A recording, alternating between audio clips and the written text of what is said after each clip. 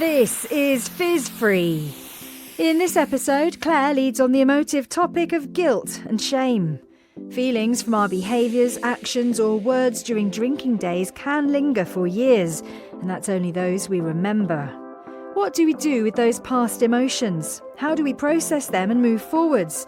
Do you still carry guilt and shame now, or have you been able to channel that into positive energy? Has it made you who you are today and affected your relationship with alcohol now? We're interested in all of these things today. It's Ruth, Clare and Jane. Thanks for listening to Fizz Free. This is Claire. I wanted to talk about one of what I think is the hardest things to deal with when it comes to drinking and sobriety, really, which is guilt and shame. And I think we really struggle, well, I certainly really struggled with processing those emotions. So when I was drinking, I think I definitely felt those two emotions on a regular basis. And we know that those feelings can really come when we're hanging, for sure, and then for the few days after. And then I think for myself, I really got into a bit of a cycle of, well, I don't want to feel those feelings, so I'm going to drink again. And then inevitably that cycle would come. And I think the feelings of guilt and shame really come from a few subjects, really. The decisions that are made under the influence, my behaviour when I was under the influence, things like the amount of money that I was spending, which in my view, I was kind of like taking from the family pot. So that was kind of how I wanted to open it, really, ladies. So we'll start with how we felt. Did you have any guilt and shame at the very start? So when you knew, I've got a little bit of a problem here with alcohol. I'll put that over to Jane to start with. So I would say on this one, I would sort of feel it in two layers. There would be inactive drinking, so in the drink itself on the evening, thinking, oh, what am I doing? This is gross, for goodness sake. Oh, just what am I doing? And trying to ignore looks from other people, that kind of head in the sand approach, versus then the next morning, a whole other bigger, colder, deeper kind of a shame of what have I done? Why have I done this again? And both of those sort of real-time emotions being enough to really bring you down and affect your entire view on yourself. But, once you've got sober, several weeks or whatever down the line or months down the line, you can still hold on to those sorts of negative feelings of shame, perhaps of previous experiences or things that you've done in the past. But here's the interesting thing. When you look at parenting techniques, for example, they always say never use shame to help discipline your child. And I'd read that and agree. I think, of course, you don't want to go around shaming children. That's not healthy.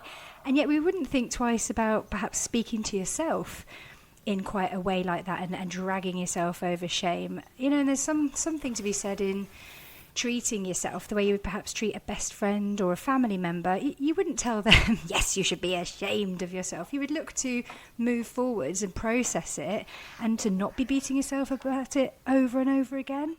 Totally agree. I think as we go further down the line, you've definitely got to be kind to yourself. Ruth, how did you feel those, when you were still drinking, how did you process those emotions? Did you have those emotions? I'm going to flip it on its head a little bit, actually, because I'm a firm believer, people drink and do lots of things to sort of shelter themselves from their emotions. And actually, we need emotions. They are often there to help us, to guide us, to give us a warning and to help us sort of see things clearly. And shame is something that I experienced. But looking back, would I have got sober without it? I think it was necessary, it was needed, and I used it to help me identify that there was a problem. For me, it was going on the school run.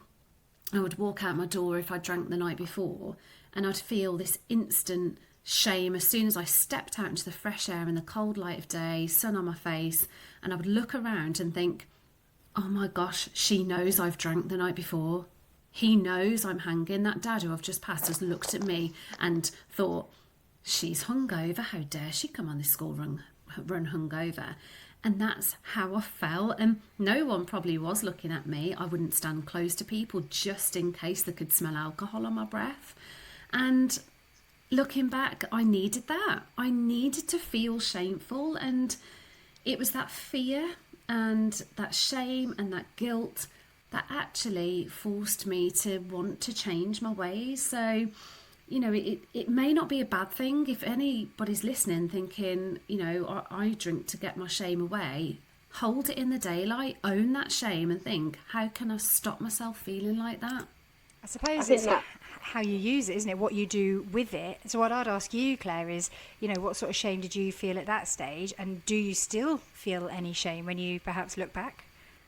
I think that is just such a really good point. I think I definitely use my shame and guilt to get me to where I am now. I don't think I realised I was doing it at the time, but yes, I did definitely feel those emotions at the time. I think I felt them the most, I would say, as we know, alcohol stops you feeling. That's, you know, so 6 months in, I started feeling, 6 months into my sobriety, I started having feelings that I hadn't felt since probably in my 20s, in my early 20s. So I was getting really, really angry and frustrated. Things that I didn't need to get angry and frustrated about. But equally, what I realised soon after, because at first I was just like, oh, what am I doing? Being sober, I'm just getting angry and frustrated at everything. And then I realised, actually, I'm feeling like joy that I hadn't felt for like such a long time. So I wasn't just getting frustrated, I was just feeling lots of feelings. And at that point, that's when I probably started thinking back to situations that had happened, scenarios that had happened, and it took me a while to sort of process those. Do you know what was really interesting, Claire? I'll never forget a conversation we had with somebody who's close to both of us. And they said to me, nothing gets past Claire now. And I think there'd been a discussion had about a situation. And I think he used to sort of let it go and drink it away and just not sort of tackle the issue that was presented to you. And this person said, she just notices everything and she's on it and she's not letting it go. She's like a dog with a bone. And I think that's right. What you're saying is you were sort of drinking your emotions away and then all of a sudden you had all these emotions to deal with. And you were so, you know, I'm so proud of you for sort of not backing down and facing them wholeheartedly. Yeah, I mean, you know, I was sort of questioning myself. I don't think questioning myself. I knew I was doing the right thing by not drinking, but you're just thinking, whoa, like, I remember my daughter going through a phase where she was really I was to teach her how to react to certain situations. So what I was explaining to her is, if like you react over the top to every situation, I'm not going to know about the things that you really care about. So, you know, if it's something like, have a look at the situation. I know she's only 9, but have a look at the situation. Does it really matter to you? If it does really matter to you, then explain that to me. But if it's not really mattering to you, then you're going to have to like lower down the emotions of that. And I was teaching her how to do that, but I was also listening to my own words at that time, because my feelings were off the scale. And I think at that point, that was when I started to process the guilt and the shame. And I thought of the question that I was going to ask the two of you was, do you ever feel any guilt about being sober? I know that's a bit of a loaded question, But I'll go for Jane first. 0. Absolutely 0. Just no, because if anything, I've been learning more to let go of guilt and shame still to do with the past. But been getting sober, no. What I've been focusing on is the forward movement. And what I try and do is very much look at any behaviour I'm not happy with in the past or feelings from in the past as me being a different person that back then. Like, just younger me, not a completely different person, but just that was me then and this is me now. And it's forward motion all the way. And that's a concept that I find really helpful in terms of processing. Anytime that you can be tempted to beat yourself up or go round and round in circles dwelling on the past. So in answer to that, no. For me, 0. What about you, Ruth? Oh my gosh, just no. My head is, as soon as Claire asked me that, I was just like, absolutely not. Like, my life has been so much clearer and happier without alcohol. I have 0 shame or guilt of being sober. If it was up to me, I'd be singing it from the rooftops. I'm just so proud of the lifestyle I lead and just so content with it that I can't see why anybody would feel shamed. The reason that I asked that question is I spoke to somebody not so long ago, and they, I think, have got those feelings because they almost feel like, I can't drink, whatever normal is, you know. So I think some people still carry that, and that's why I asked that question, because I think it's really empowering for other people to hear that there should be absolutely no guilt or shame in being sober. But I do think that there are people that either have got sober now, or somebody that still drinks and looks at that person and thinks, oh, it's a shame they can't drink. Oh, look what happened to them in the past. That means that they can't drink going forward. I have never, ever felt like that. I am very much of the same page as you guys.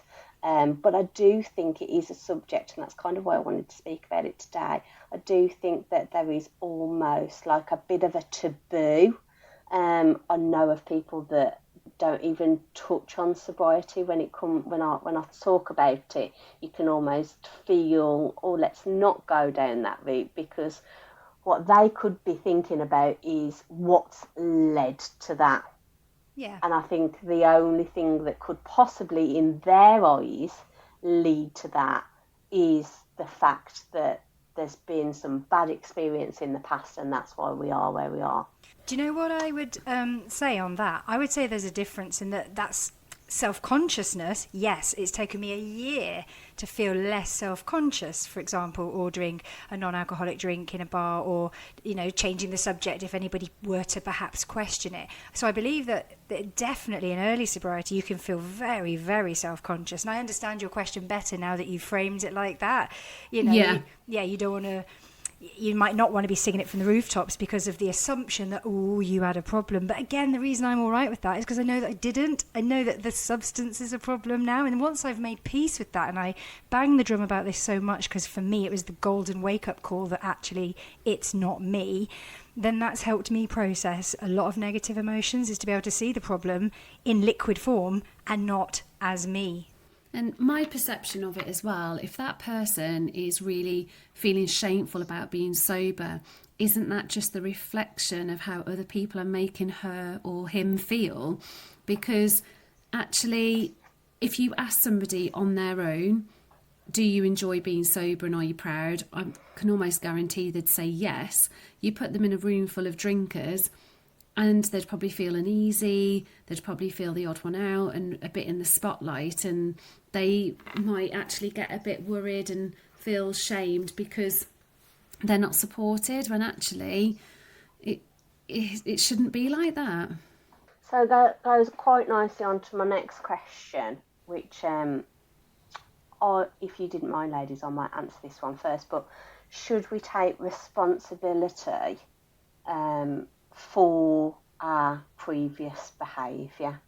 And I think this was my question that I was sort of asking myself at that sort of 6-month point, when all those scenarios were going around in my head, and I kind of had to break it down really.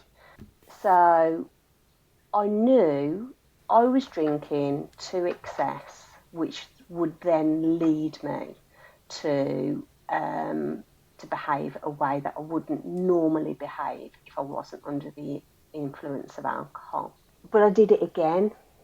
So it's very difficult to say, well, you knew that was going to happen. You knew that was a potential going to happen if you drank again, because it's happened previously. So I kind of owned it. I kind of said yes.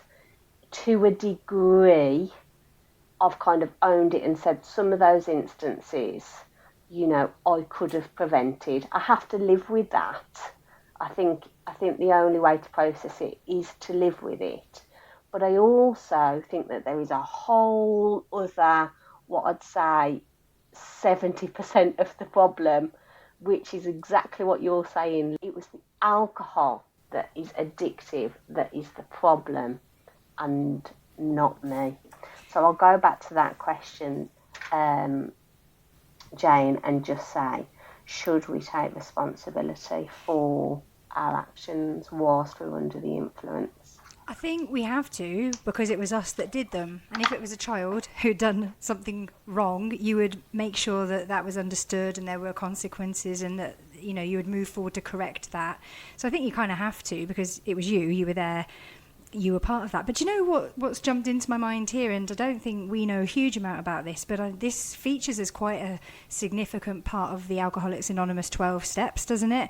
I think step 5 is to admit to ourselves that the exact nature of our wrongs. Point 8 says make a list of persons we've harmed and become willing to make amends. Point 9 says make direct amends where possible.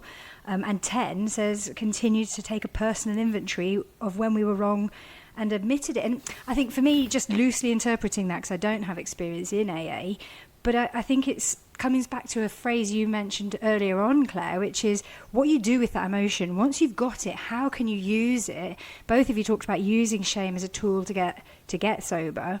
How can you turn that shame into joy? How can you gather it all up in your arms and turn it around and throw it into something proactive and productive for you and for future you?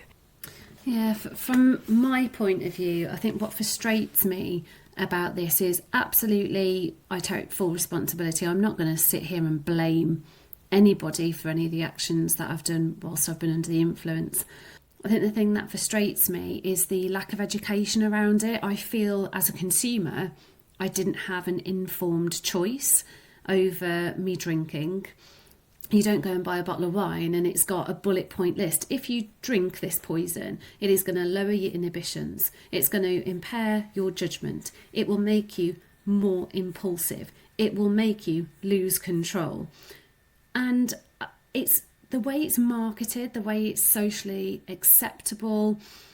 I think that's where we're being failed as a consumer, and that's something that hopefully we will be addressing as a country. So yes, I take responsibility, but on the other hand, I'm not an informed consumer, or wasn't an informed consumer. So did I have that decision myself? I'm not quite so sure. That's a really interesting point, actually. Yeah, you from back then wasn't armed with this level of knowledge that you now have. So it's about learning lessons, isn't it? And then how to apply that going forwards. I work in a job where the minute you've said something, it's gone, it's behind you and you can't take it back. And I'm just such an advocate for that, for just listen, have a think, move forwards, because you could drive yourself absolutely mad going around in circles, constantly beating yourself up if you don't then pick that up, use it and see how you can change going forwards. There's no good can come of constantly berating yourself over and over and over.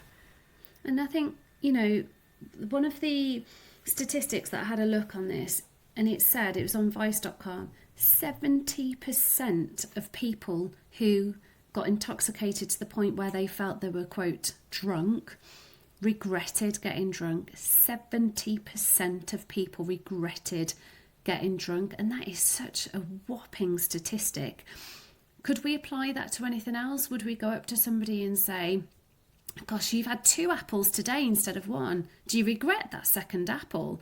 And I know that sounds absolutely ridiculous, but we're informed, we are taught as a nation that apples are really good for you. It's one of your 5 a day. You need lots of vitamins and minerals, and that is drummed into you. It's advertised no end. And yeah, it's all this secret. Well, we know alcohol's toxic and we know it's really bad for consumers, but we're not kind of going to promote that because we've got a really good marketing campaign and it's bringing in taxes and all that. But 70% of people regret getting drunk. It's just a scary statistic. And then the next night, do it again anyway. Because it's so addictive. And again, they don't advertise that. No, exactly. You've made the point that I've been saying for quite a bit, Ruth, that just I had no idea, and I'm smart, but I did not know it was that harmful. As you said, knowledge is power, right? And I didn't have all that much knowledge. Absolutely. I think it just goes back to our childhoods, really, whereby, I mean, you know, my mum and dad didn't drink a lot, but we spent some time in like social clubs and alcohol was around, and you know, it was just so accepted. Our parents were really good parents. They weren't not responsible, and they drank, you know, they didn't drink loads, but again, they weren't educated. They grew up in a time when you could smoke inside and cigarettes were seen as okay. You could smoke because there was no danger to it, really. They weren't educated on it. And look how much that's changed. So for them to put us in a situation where alcohol is free flowing was just absolutely accepted and normal, wasn't it? So yeah, exactly. I mean, it's that, you know, I'll go back to an author Craig Becker, that you know, his book really changed my complete perception. So I'll pull on him quite a lot, really. But he was talking about, you know, you've got these, you know, 2 giants that have taken a massive interest in you and seem to do absolutely anything for you, and they are telling, you know, their word is God, really, and they're telling you that it's okay to do this when you get to a certain age. That's absolutely okay to do, but nobody goes, but don't drink too much of it because it's addictive and you could have X, Y, and Z happen to you, and you could get yourself in this kind of situation and this situation. And I do, you know, it's a really difficult subject, and I know it's quite a negative subject, but I do look back and think, would I have made that decision? Would that have happened in my life had I not have been under the influence? And one of the best things about being sober is having that complete trust and complete faith in yourself. Like, I honestly do trust myself and my judgment now more than, because A, life experience, I've been on the planet a bit longer, and B, because I'm never in a situation where I'm not 100% on it. And just going back to that conversation that you had before, You dog with a bone. Yeah, but I have to stop it at some points. I really have to stop it at some point. So there will be some times, and I can guarantee my husband will completely concur, where I am that adamant that situation was definitely, you know, my opinion was completely right on that situation, because I'm completely clear, and I am like, he's like, oh yeah, whatever, and I'm like, no, I need you to agree with me because these are the reasons why, and I have to, that is definitely a flaw in my personality, I have to kind of stop doing that. But we laugh about it now, but I'm grateful of that. I am really, really grateful of it. Have you ever been in a situation where you know your judgment was impaired, you've made the wrong decision on an evening out, you may have had an awkward conversation with somebody or put yourself into a dangerous situation? Have you honestly ever woken up and used alcohol as an excuse and phoned somebody and said, look, I'm really sorry I said that last night, but I'd had too much to drink? I have, yeah. Everybody has, surely. Surely. And isn't that sad that we saw it as a get out of jail free card? It's like, well, I know I acted like an idiot, but it's all right because that's not me. That's drunk Ruth, and she's to blame. I'm back to normal Ruth now, so I'm sorry. It's her fault. Yeah, but the thing is, when you use an excuse like that, guess what? It's tolerated and totally accepted without batting an eyelid. It's, oh, Yeah. well, yeah. There's two situations now that really, really upset me now that I'm sober. One of them is people laughing about how much they drank the night before and how hungover they are and how rubbish they feel. And the other situation, which is something that I watched on a programme on telly the other night, and this girl was completely intoxicated and somebody was taking advantage of her. And both of those situations now I find very, very difficult to process. Did I while I was drinking? No, I didn't. I just thought it was not the taking advantage of the girl situation so much, obviously, but we all know, I know that that's happened to me, for sure. I know that, I've put myself in a position whereby I've probably, wouldn't even touch that guy with a barge pole, and yet I've spent time with them and I thought, why have I done that? Do you know what's horrible about that though, Claire, is I've been in that situation a couple of times where, things have happened when I've been under the influence and things have got too far without consent. But I have been too scared to confront and tell someone because I thought they'd turn around and say, well, you kind of brought it on yourself. Look how drunk you were. And you can see now why, these cases that are going to court and things like that, why it doesn't go any further as soon as you said she or he has had, was under the influence. Yeah, I think you're touching on a really important point there. So it's not just the shame and guilt of drinking, it's the decisions, the repercussions and the choices that are made, and then the knock-on effect, which can sometimes, repercussions can last a long time, that tie in with a relatively short period of time where decisions were made under the influence of a highly addictive drug. I think that's a really valid point. It's not just that shame of drinking, it's then what came about from it, what domino effect, and how severe was that domino effect. And I think what's difficult in that situation is the fact that your memory can be so distorted, and if you've drank that much that you have blacked out, and there's sort of voids in the evening, and you rely on other people's recollections of that evening to try and jigsaw piece the evening together, and you're sure something's happened but you're not sure, and you're like, well, I can't accuse that person of that because I've got a bit of a grey area there and I'm not sure he actually did that to me. And that's the scary thing, is that if you actually went and did disclose something, that you'd be like, well, I think this happened but I can't be sure, it would just get washed away, wouldn't it? Absolutely. I am so grateful now that nobody can ever, I used to always remember, I'd go uptown on a Saturday night, and on a Sunday morning my sister would sit there and tell me all the things I'd done the day, the night before. I feel sick for you. I know. It was horrible. Do you know what though? I used to get cross. Horrible. I used to find that irritating. They're like, why won't my brain just hold on to simple facts? Why can't it just record? Stupid brain, stupid body. I'd get annoyed that my brain would let me down. I think just so we've kind of covered, how you feel about those emotions when we're still actively drinking, and then when we start to become sober, and now we're all where we are, which is got some time under our belts. Do we ever think that shame and guilt kind of ends? I'll put that to you first, Jane. It's a good question, isn't it?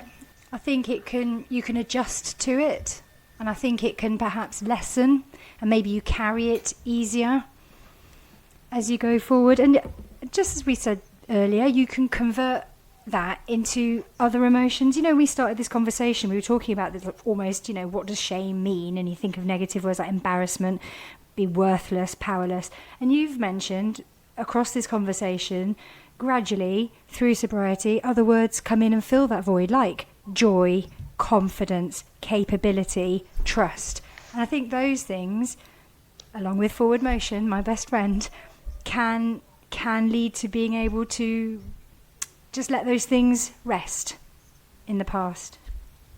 How about you, Ruth? For me, it's about accepting where you've come from, but being extremely proud of where you are now. And those feelings I had, I feel I've processed them now. They are filed away, they've been dealt with, and there's no really need to revisit those files. They're done, I've moved on. I would say I'm a different person now. So yeah, I'm at peace with it. It is what it is. It's made me who I am today. So you live and learn, and I think that's the key thing in life. It doesn't matter how old you are. Every day you learn something new, and it kind of builds your personality the older you get. I completely agree. I kind of wanted to end it really on something that's like a comparison really. So a family member of mine that has never really drunk a lot, when I first started my sobriety, they were like, I told you from the very start, you know, alcohol doesn't taste very nice anyway. I don't know why you bothered with it. But if I never have had those experiences and I hadn't gone through the good, the bad and the ugly with alcohol, then I wouldn't be the person that I am today.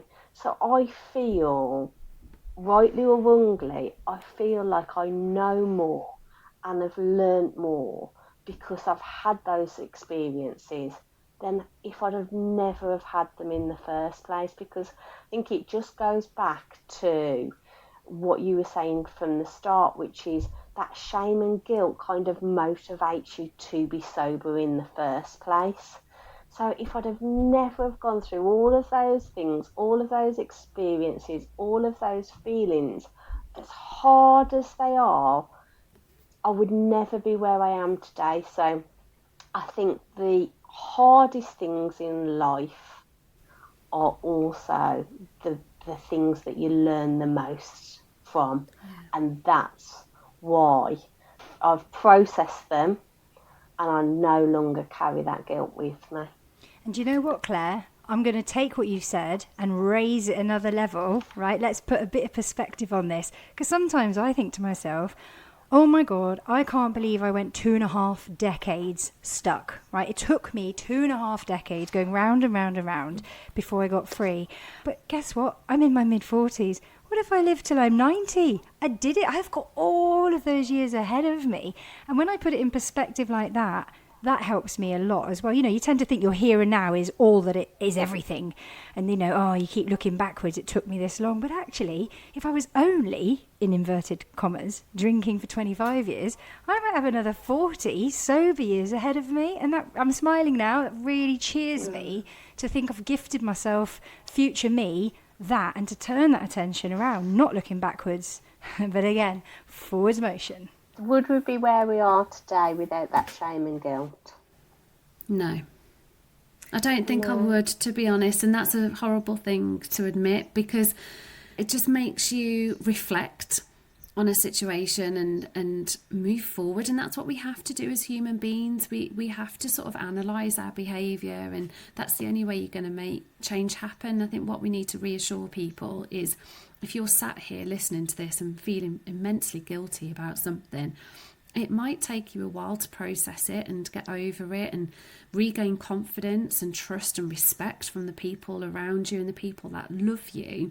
But by making these positive changes towards a sober life, I guarantee you that that respect and that love and that closeness will rebuild. There's a bridge that you can rebuild, and people will respond when you're making positive changes to your life. You didn't know, you didn't have the tools, and you just didn't know back then. I resent, you know, having to have gone through shame and guilt, as you were saying, Ruth, not having that knowledge. Like, I don't know if that got me where I am now. I know that it hurt. I know I shouldered it for so long and it was so heavy. I don't know that I see it in quite the same way. And it's okay to kind of get angry at that for being stuck in that sort of a situation without that knowledge. But I suppose it plays a different role in everybody's lives, and that's the interesting thing. I think it's a really difficult subject. I think it's it can be looked at as quite a negative subject, really. I think it's something that people, even in the sober community, really shy away from. I feel like people touch on it a little bit. So that's why I wanted us to have that conversation today.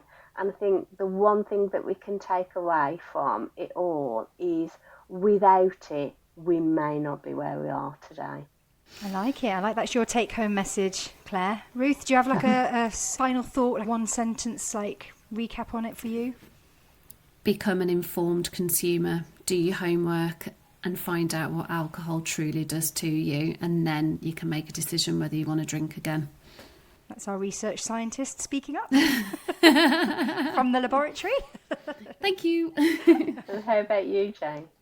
Yeah, just the things I've been saying, moving that away, replacing all those negative words with those positive words, and just being kind to yourself. I wouldn't treat anybody else in the way that I've thought about myself in the past.